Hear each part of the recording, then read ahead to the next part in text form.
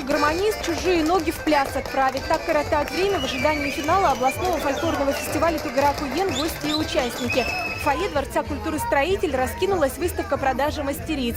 Здесь уже известный бренд от ялуторовских бабушек «Эбиен» представил фирменные тюбетейки. Раиль Хазрат дал нам в руки вот такую тюбетейку старинную, ей около 100 лет. Это самый настоящий старинный татарский галепуш. И наши бабушки, наша Гашияпа, создала ее максимально в идентичном виде, тоже вельветовая, полностью хлопковая.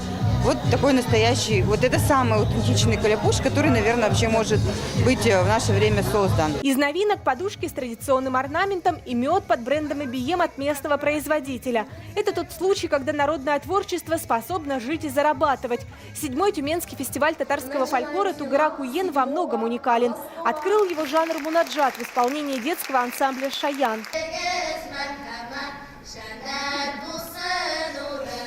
Несколько лет назад исполнители религиозных и эпических песнопений были единицы. Сегодня баиты и мунаджаты поют в каждом районе. Как видим, не только взрослые, но и дети. И это еще одна особенность нынешнего фестиваля. Фольклор помолодел. Среди участников дети, молодежь, люди среднего и старшего возраста.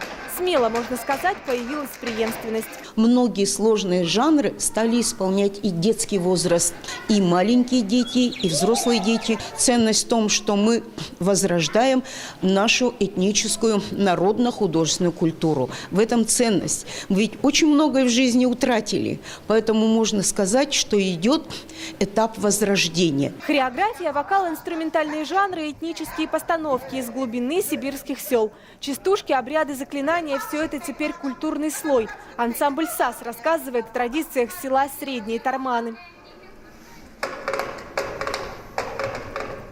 Раньше у нас вот в деревне делали как бы с досок эти не стулья, а вот спать. И там туда вот эти камыши срывали и делали вот эти как бы с камышей настилали. И там спали, ребятишки сидели, там играли. Еще 7 лет назад сибирско-татарские дробушки считались не сценическим вариантом, вспоминает Фанзиля Завгарова, директор Центра развития традиционной культуры Республики Татарстан. Ансамбль «Пышны» сломал все стереотипы. Их выступления взрывают зал.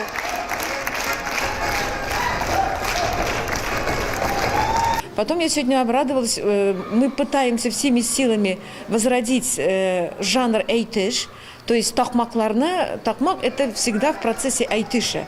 Один другому говорит, другой должен отвечать. Вот мы сегодня у ансамбля «Пышны» в его тахмаках увидели этот жанр. Это тоже нами выращиваемый, очень лелеемый в Республике Татарстан жанр.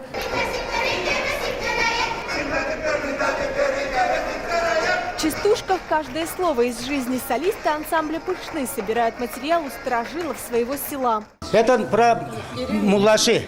Что это муллаши, прекрасная деревня, находится на слиянии двух рек Пышма и Дуван. И недалеко находится Согар, где собирают клюкву. И наши женщины паруснику по клюкву собирают и продают в город. Главное, чтобы все это богатство было кому передать. Поэтому на молодых участников фестиваля старожилы фольклорного движения смотрят с надеждой. Во многих селах сегодня нет специалистов со знаниями татарской культуры. Выпускники из Татарстана едут в село неохотно, да и материально-техническая база отстает.